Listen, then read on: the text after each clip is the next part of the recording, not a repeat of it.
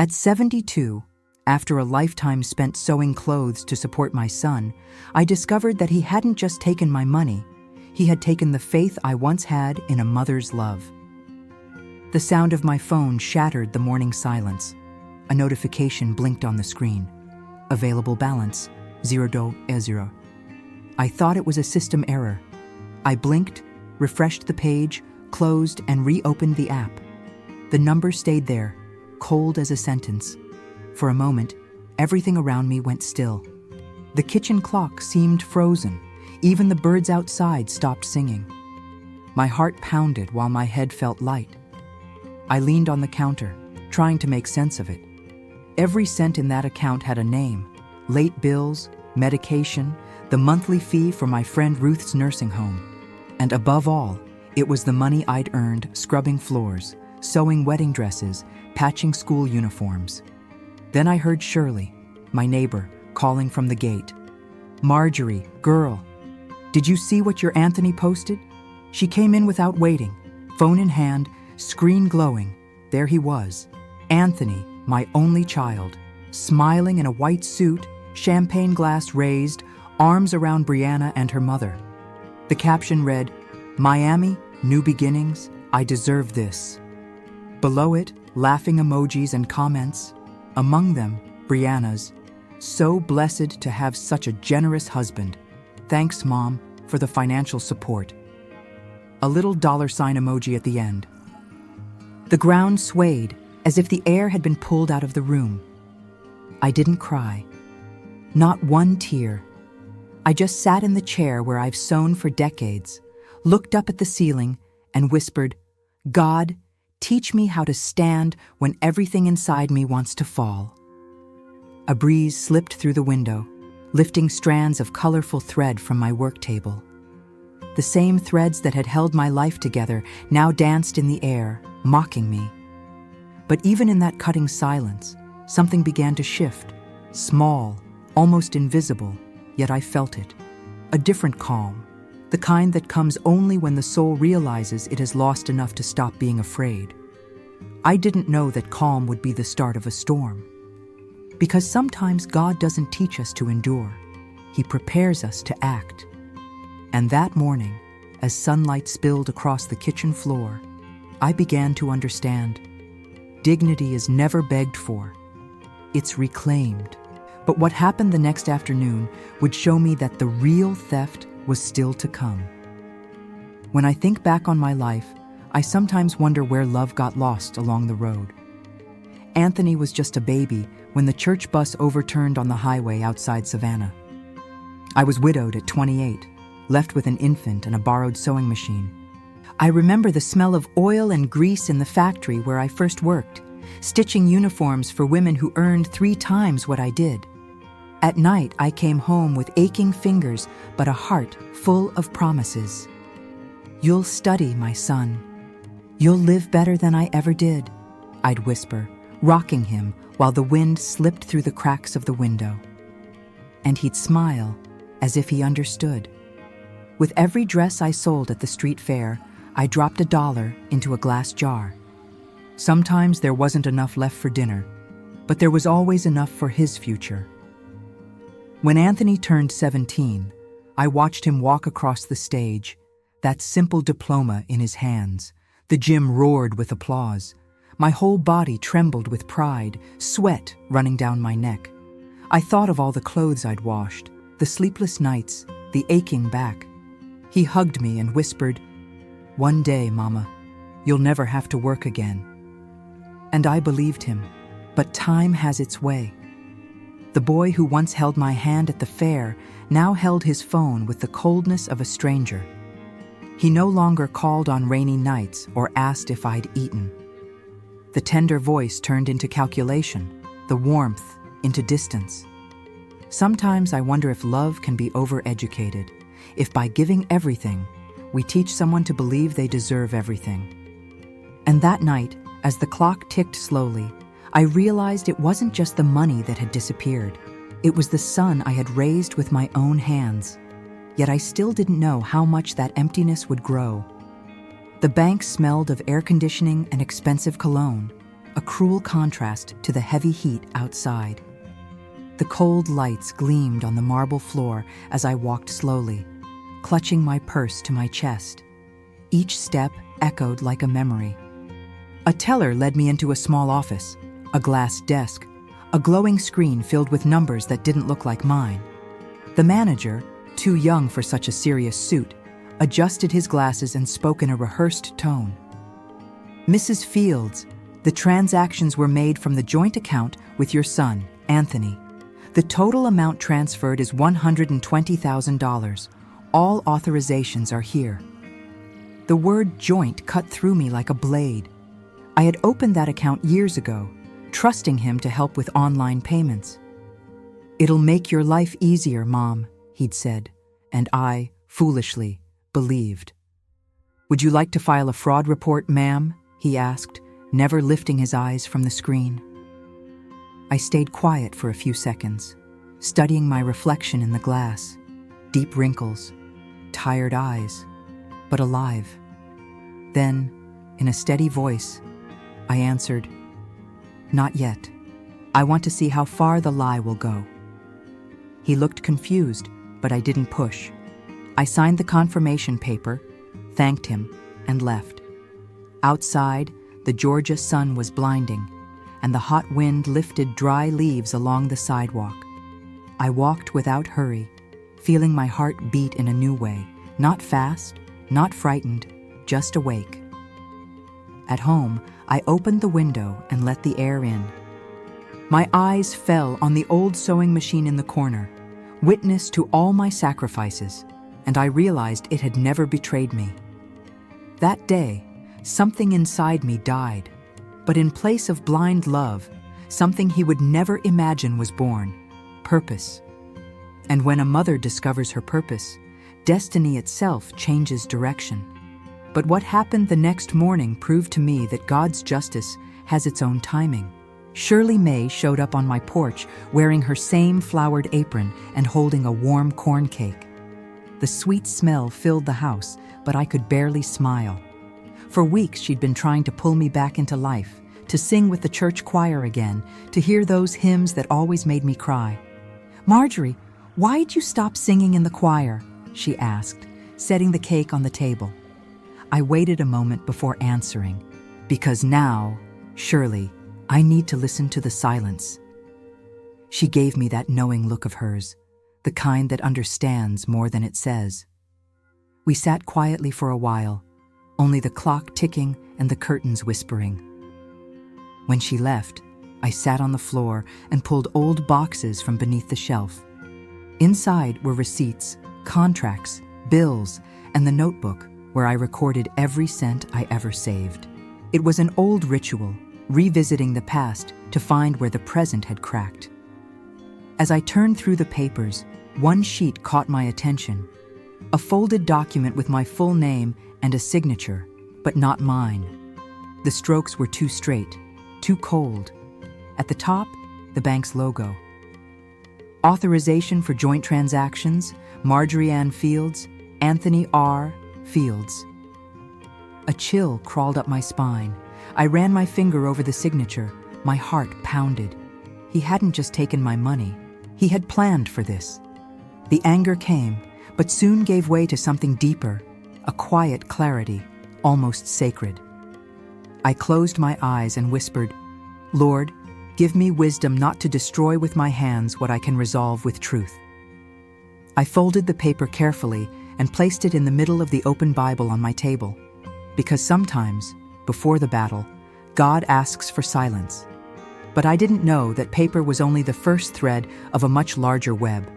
I remember exactly the day he convinced me to open that joint account. It was a heavy summer afternoon, and the kitchen smelled of peach pie and fresh coffee. Anthony showed up in a suit, rushing, with the same smile he used whenever he wanted something. "Mom, you need to modernize your life," he said, sitting at the table like the boy who used to beg for ice cream money. "Everything's digital now. This way, I can help you with your bills, the deposits from your sewing, the transfers. It'll make things easier." Easier. The word sounded pretty, like a promise. I looked at him and saw the little boy who used to fall asleep wrapped around my legs on rainy nights.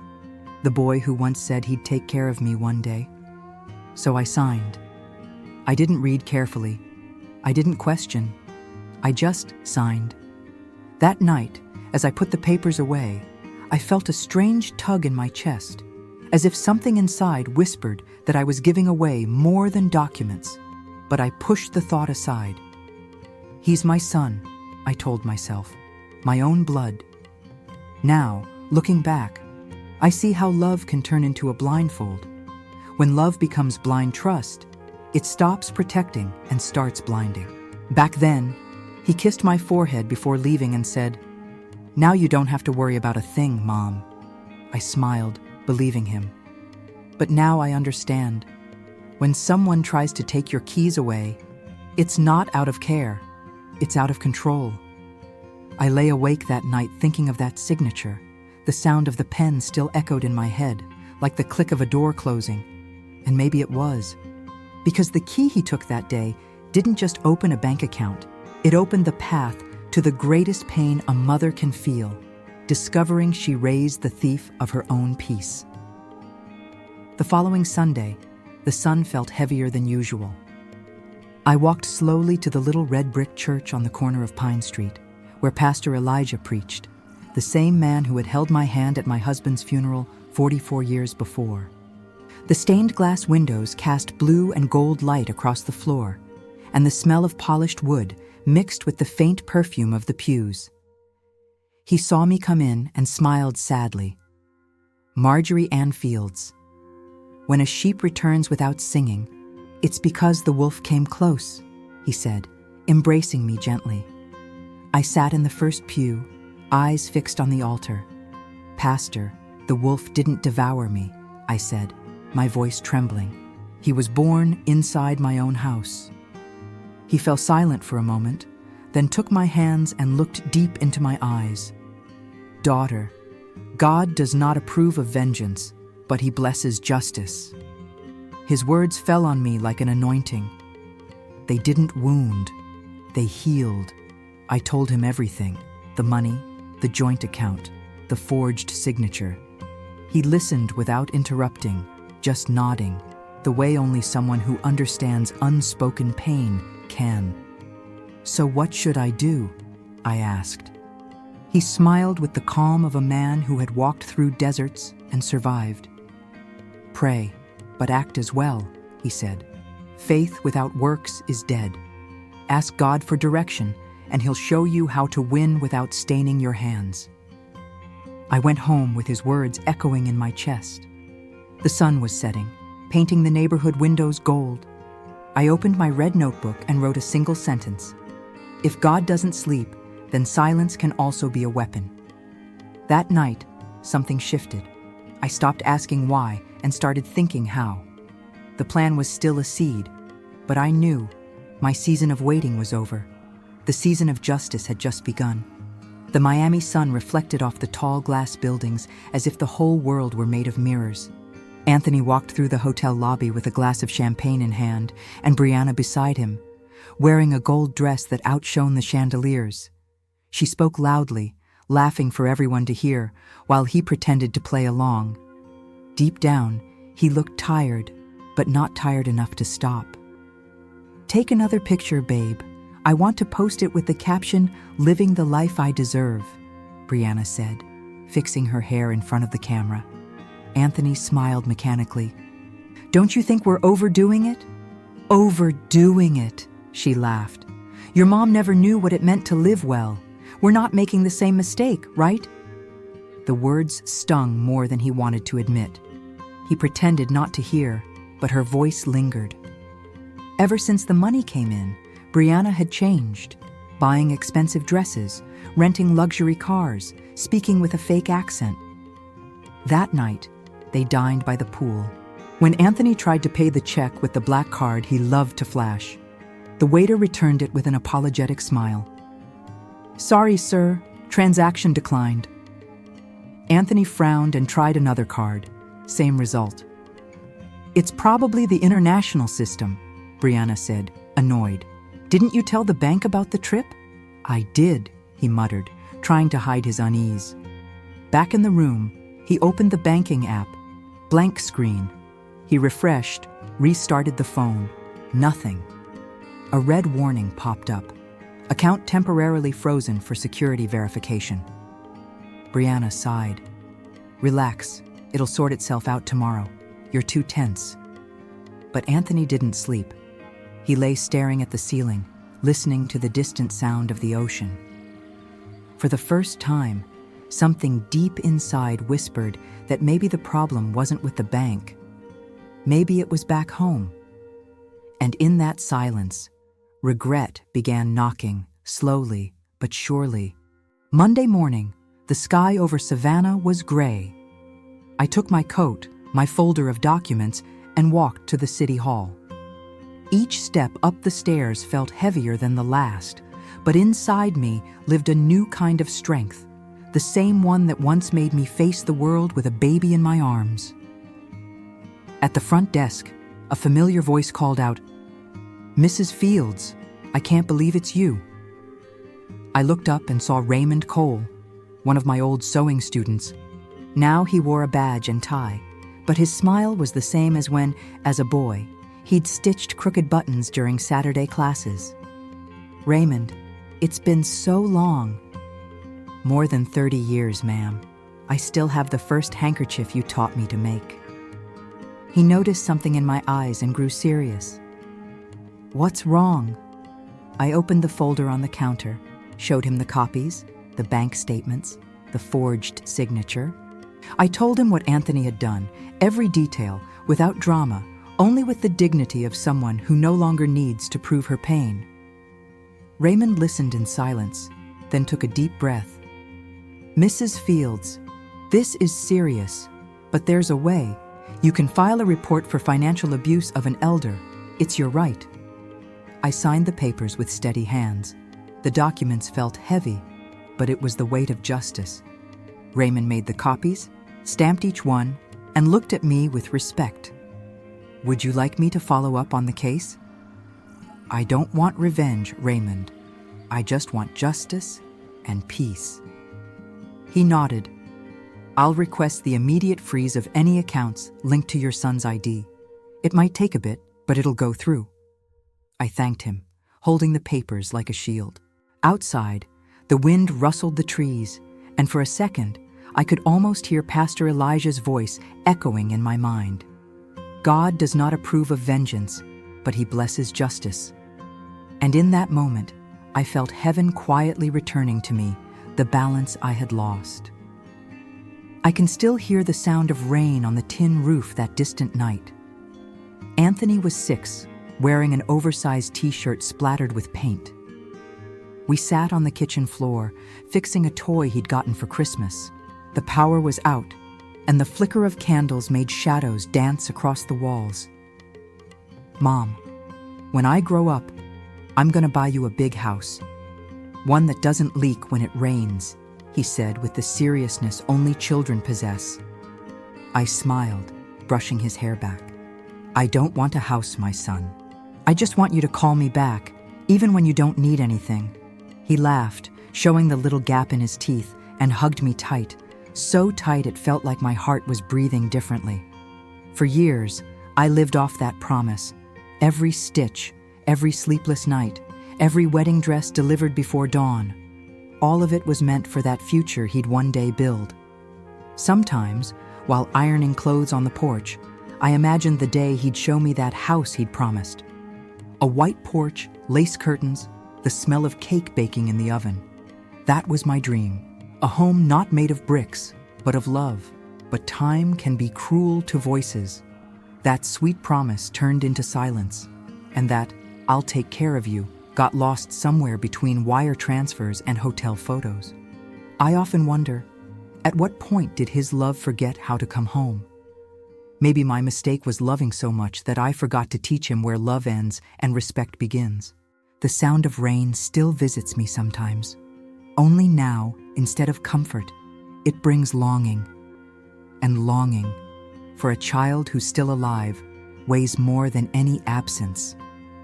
He laughed, showing the little gap between his front teeth. and hugged me so tight my heart seemed to breathe differently.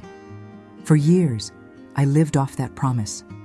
Every stitch I sewed, every sleepless night, every dress delivered before sunrise, all of it had one purpose: to give him a life better than mine. Sometimes, while ironing clothes on the porch, I imagined the day he'd show me that house he'd promised. I dreamed of a white porch, light curtains, and the smell of cake baking in the oven. That was the home I built in my heart, not with bricks, but with love. But time has a cruel way of changing voices. That sweet childhood promise turned into silence, and that "I'll take care of you" got lost somewhere between bank transfers and hotel photos. I keep wondering, at what moment did his love forget how to come home? Maybe the mistake was mine, loving so much that I forgot to teach him boundaries. The sound of rain still visits me sometimes, but now, instead of dreams, it brings longing. And longing, when it's for a child who's still alive, weighs heavier than any absence. Dr. Harris's office was quiet, cold, and smelled of disinfectant and fear. I sat in the blue vinyl chair, staring at the framed diplomas on the wall, trying to read anything but the worry on his face. He flipped through my tests slowly, as if measuring each word before releasing it. "Mrs. Fields, your heart is tired. We call it congestive heart failure. It's not your fault. It's just time asking you to slow down." I nodded, listening to the wall clock mark seconds that felt too long. "Is it serious?" I asked. "It requires care, rest, and faith," he said. He talked about medications, diet, and more exams, but my mind had already drifted, walking through memories of a life that had taken so much strength. How many times had I ignored the ache in my chest, saying it was just too much sewing or another sleepless night? How many times had I swallowed sadness just to keep smiling? Maybe my body had simply grown tired of warning me. I left his office with a folder full of papers and the weight of the world on my shoulders, but I didn't cry. The afternoon wind tugged at my scarf, and the sun blinded me, hot, merciless, as if it were saying, "There's still light." At home, I sat by the window and opened my red notebook. The pages smelled of time. I took the pen and wrote slowly, feeling my heart beat in uneven rhythm. Maybe my time is ending, but my dignity cannot die with me. I closed the notebook, laid my hands over it, and took a deep breath. The diagnosis didn't scare me as much as the thought of leaving without setting things right. Suddenly, I understood. God had given me just enough time to fix what was broken. And however weak my heart might be, it still beat to the rhythm of a promise that justice, too, can be a form of love. The apartment in Miami smelled of expensive perfume and restrained tension. Brianna sat at the glass table surrounded by papers and notes, the laptop open in front of her. The sound of waves outside was the only trace of calm in a home that was slowly turning into a battlefield. "Listen, babe," she began, crossing her legs and twirling a pen between her fingers. "If we put the company in your mom's name, the taxes drop by half. She's old, she has benefits. It helps. Everyone does this." Anthony looked up, uneasy. "Bree, it's not right. We've already taken too much. Maybe we should stop here?" She let out a short, cold laugh. "Stop! Right when the money's finally working for us." He rubbed his face. "But what if she finds out?" Brianna leaned forward, her voice low and sharp as a blade.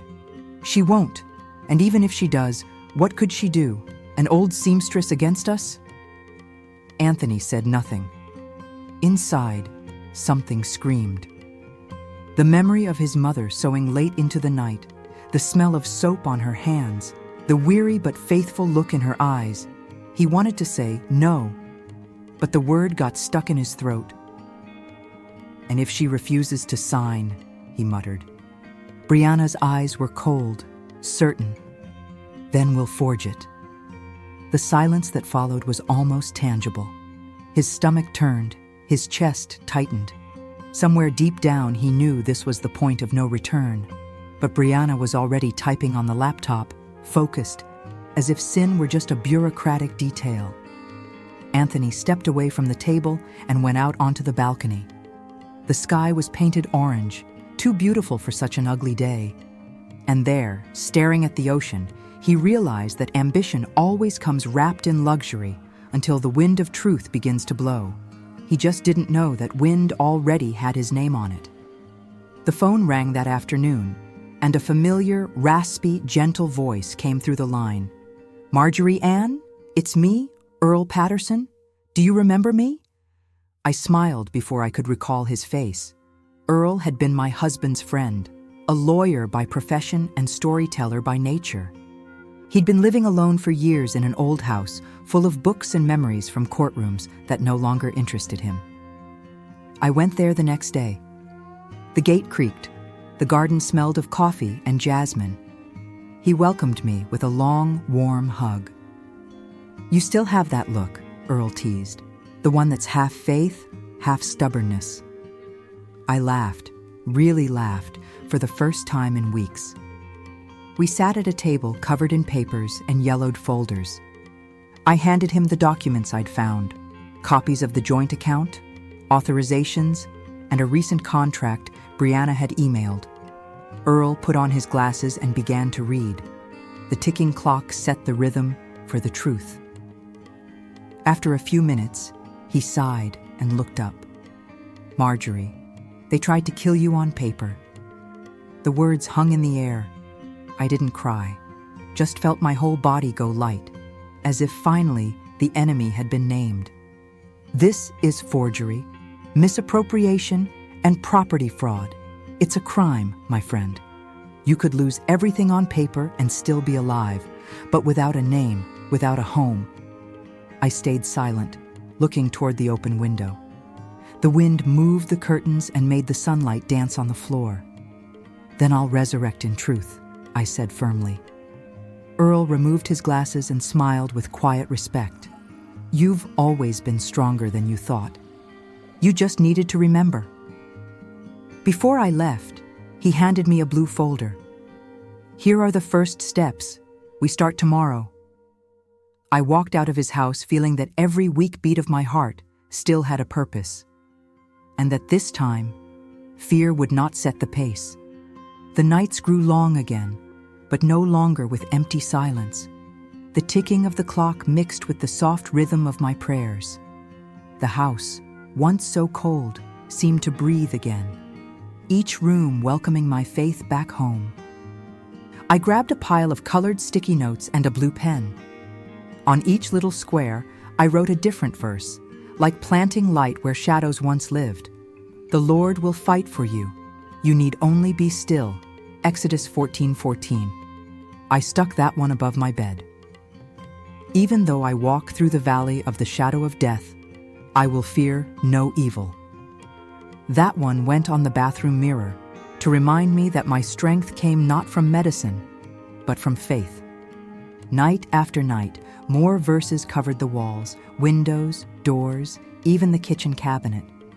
The Bible open on the table became my map, every word a reminder that God's timing never fails, even when human clocks seem to lag behind. While I prayed, a new kind of peace filled me, steady, almost brave. Fear began to fade, making room for trust, the kind you can't explain, only feel. I stopped asking for revenge and started asking for direction. Stopped saying why and started saying, "Show me how." And that night, between the distant sound of a train and the aroma of coffee I'd brewed before dawn, I wrote in my diary the sentence that would guide me. "Justice delays for the weak, but for those who trust, it comes in God's time." I leaned my head against the wall, watching the reflection of those tiny, colorful notes. They looked like stars trapped inside my home, and there, in the middle of my mended faith, I realized I wasn't alone anymore. God had already started working. I just had to stay steady, in silence, until the harvest arrived. Anthony's phone wouldn't stop ringing. On the screen, bank notifications, alert emails, messages from Brianna in all caps. He tried to open the banking app again. Nothing. The balance showed 0, transfers frozen. A red warning flashed. Account under investigation. Financial abuse of an elder. Blood rushed to his face. "This is a mistake," he shouted, slamming his fist on the marble counter. Brianna crossed her arms, unimpressed. "I told you not to mix everything together. Fix it, Anthony. Now." He grabbed his phone and dialed his mother's number, his hands trembling. On the other end, Marjorie's voice answered calmly, as if nothing had happened. "Hello? Mom, what did you do?" His breathing was heavy. "They froze my accounts, blocked everything. They say there's an investigation. Mom, did you do this?" Silence. Only the faint ticking of a clock separating their worlds. Then she answered, with the serenity of someone who's learned never to justify herself. "I just stopped allowing it." "You can't do this to me. I'm your son." "Exactly," she said. "My son. Not my owner." He wanted to yell, but her voice disarmed him. There was no anger, only truth. "Mom, they could arrest me. I'll lose everything." "Everything, Anthony? The lies? The luxury that isn't yours? The peace you traded for ambition?" He didn't respond. She could hear his breathing grow heavier. "Please, help me," he whispered. "You need to learn to help yourself, son. I only took back what never belonged to you." She hung up with steady hands, and the silence that followed wasn't vengeance. It was freedom. As Anthony stared at his reflection in the mirror, the face staring back wasn't that of a man betrayed. It was of someone finally confronted by his own truth. And in that moment, he realized the real freeze wasn't in the bank. It was in his soul. That night, the house was wrapped in silence. Only the gentle sound of rain on the roof kept me company. I took the old phone Shirley May had given me and set it on top of a stack of books. The camera shook slightly, reflecting the warm yellow glow of the lamp. I took a deep breath, adjusted the scarf on my head, and pressed the red button. "Good evening, sisters of the community. Tonight, I don't speak as a seamstress, nor as a tired woman, but as a mother." My voice came out calm, steady, as if I already knew these words had a purpose waiting for them. For a long time, I thought love meant accepting everything. But I've learned that love also means setting boundaries. Sons create inheritances. Mothers create character. And what is stolen in greed, God returns in shame. I paused for a moment. A tear came, but it didn't fall. I went on. If you're a mother and feel that people have undervalued what you've built, know this. Heaven sees what human eyes ignore. God doesn't rush, but he's never late. When he decides to act, no one escapes. I ended the video with a faint smile. There was no bitterness, only release. I sent it to the church group, thinking it would stay between the choir sisters. But the next day, the unexpected happened. My phone began to vibrate nonstop. Messages, calls, voices I hadn't heard in years. Shirley May arrived at my door breathless, phone in hand. "Marjorie, your video, it's everywhere. Over 10,000 views. People are crying, sharing it, calling you an inspiration." I stood there, unsure of what to feel. I never sought applause, only peace. But maybe God had decided to turn my pain into testimony. And for the first time, I understood. Sometimes what we think is an outburst is actually a seed. And the seed's born of tears. He himself scatters with the wind. I heard my son's footsteps before I saw the door.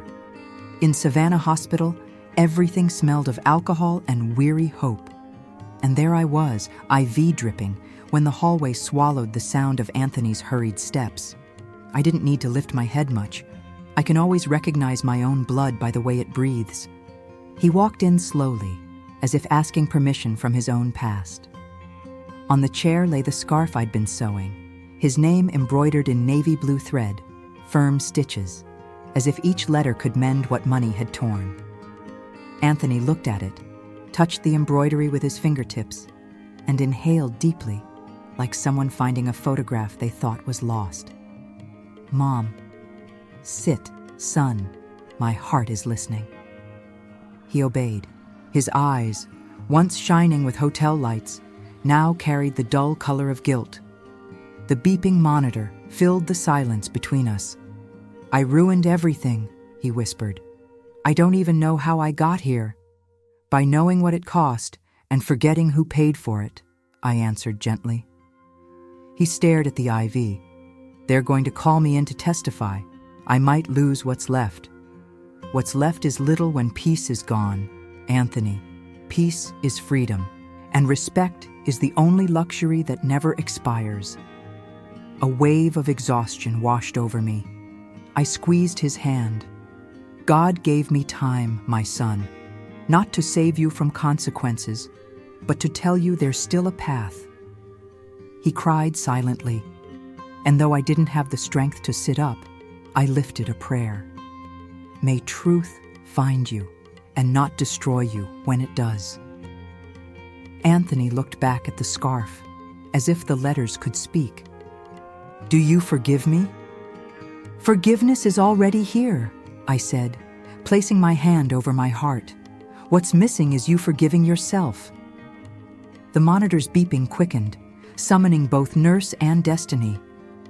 Anthony stood up, pale, startled, and right at that moment, the door opened. Brianna stood there, pale herself, clutching a brown envelope with my name on it. She stopped in the doorway, her heels trembling on the polished floor. No makeup could hide the fear on her face. She held the envelope with shaky handwriting across the front. Anthony didn't look at her. His eyes stayed on me, his hands gripping the embroidered scarf. The room smelled of disinfectant and warm pillows, and I thought, some reunions are born at the end, yet still manage to save what matters. "Do you forgive me, Mom?" His voice was thin, like the boy who once asked forgiveness for breaking a dish. "Forgiveness was already ready," I said, finding a gentle rhythm in my breath. "What you need is to learn to forgive yourself."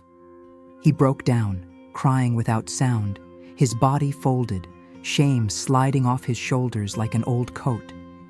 I ran my hand through his hair slowly, and time seemed to return to that zinc-roof kitchen, the wind, yesterday's bread, our tired laughter.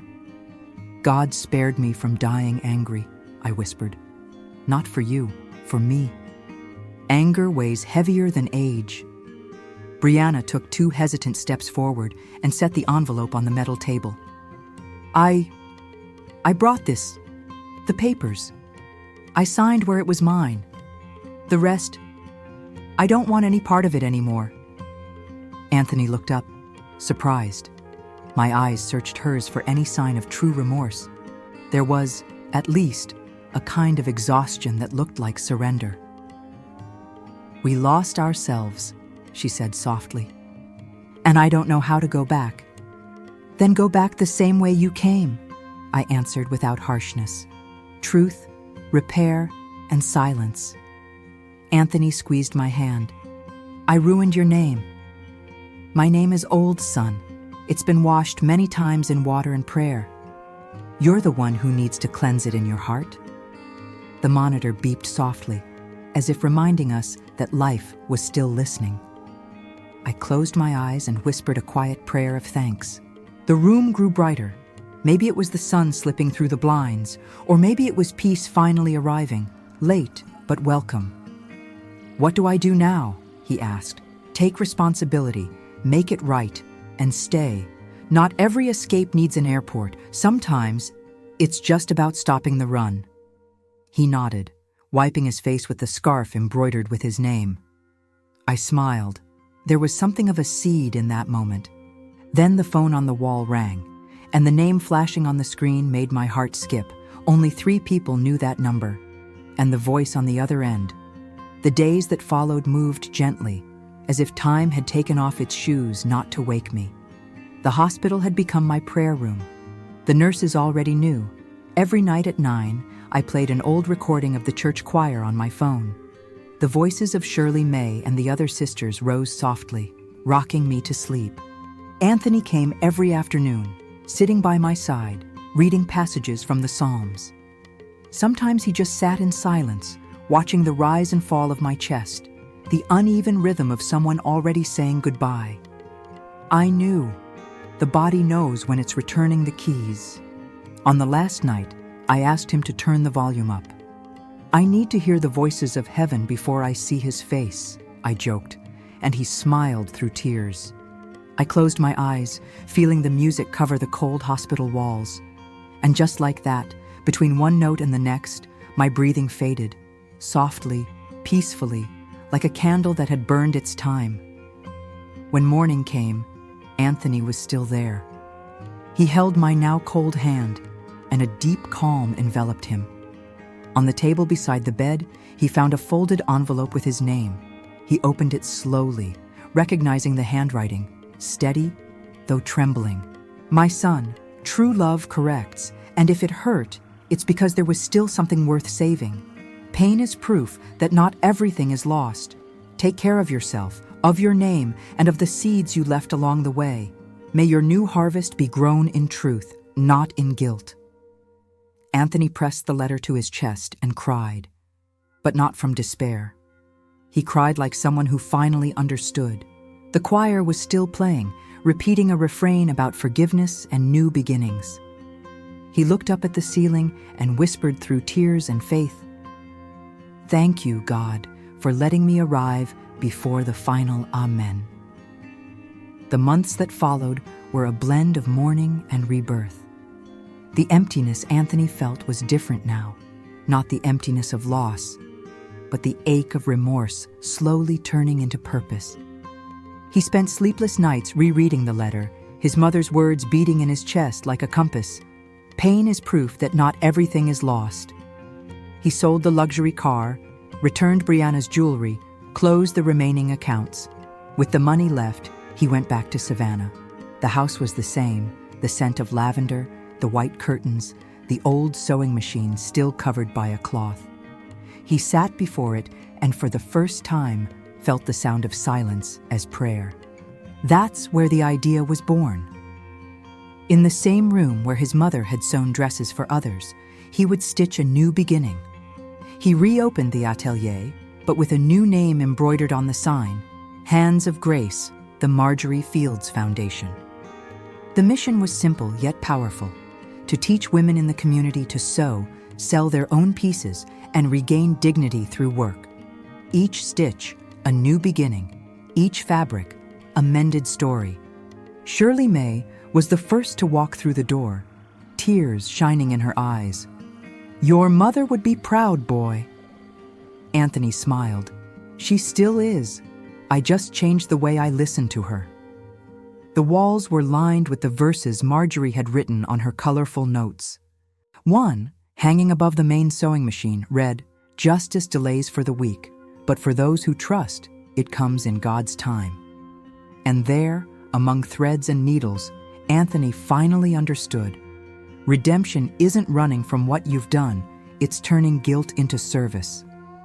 Healing the world, he realized, was God's way of helping him heal himself. The sun rose over Savannah with the tenderness of a blessing. The camera pans across the humble facade of Marjorie's old atelier, now covered in flowers and laughter. Inside, Anthony adjusts the sewing machine as a group of young girls watches, small hands holding bright-colored threads. He smiles, not the proud smile from old photos, but a quiet, meaningful one. Shirley May's voice drifts softly, carried by time and longing. She left with nothing, yet she left everything: respect, faith, and a good name. The girls sew carefully, sharing stories and giggles, while Anthony walks among them, showing how to hold the fabric steady without pricking their fingers. On the wall, a framed photo of Marjorie watches over the room, her eyes calm, at peace. Light streams through the glass and touches the embroidery with her name, the same she stitched until her final day. The sound of a choir hums in the background, blending with the girls' laughter, and the image slowly fades to reveal one final phrase painted on the wall: "Because inherited dignity is eternal wealth.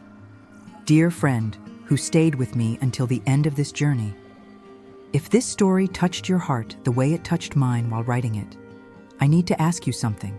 Tell me in the comments. Have you ever lived something like this? Do you know someone who had to choose between love and respect? What would you have done in Marjorie's place? Your words might be the embrace another woman needs to read today. They can reignite faith where only silence remains. Leave a like if this story gave you strength, and subscribe to the channel. Every day, we share real stories of women who turned pain into dignity. Tell me where you're listening from. I love knowing our community is spread across the world, uniting voices in prayer and hope. Tomorrow there's a new story, because every woman deserves to be heard, respected, and remembered. And you, my dear, are never alone. We're here, together, hand in hand, stitching faith and courage into one another's lives.